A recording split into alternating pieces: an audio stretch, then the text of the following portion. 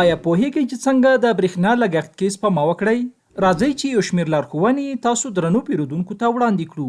لومړی، د پیک لوډ وخت کې چې د سهار له 5 بجو څخه بیا تر 8 بجو او د مازدیګر له 4 بجو څخه بیا د شپې تر 8 بجو پورې اټکل شوی د لوړ لګښته برېښنایي توکو له کارونې ډډه وکړئ. دویم، د برېښنا لوړ لګښته توکي په یو ځلي ډول مه کاروئ، ترڅو مو هم د برېښنا سیستم له سوځېدو او زیانمنېدو وژغورل شي او هم مو لګښت د نورمال حالت خلاف لوړ را نشي. دریم، د ورځې پر مهال د برېښنایي روښنایي پر ځای د لمر له طبیعي رڼا کار واخلئ، ترڅو مو هم د لمر رڼا طبي ګټې ترلاسه کړي وي او هم مو د برېښنا لګښت پیسې راکمې شي. څلورم، د عصري کم لګښته LED ګروپونو کارونې سره هم زیاته رڼا ترلاسه کړئ او هم مو د برېښنا لګښت زیاتېدو مخنیوی وکړئ. د افغانستان برېښنا شرکت تاسو ګرانو پیرودونکو ته د ډاډمنو او پر وخت خدماتو وړاندې کولو لپاره شپه او ورځ ستاسو په چوپړ کې دی.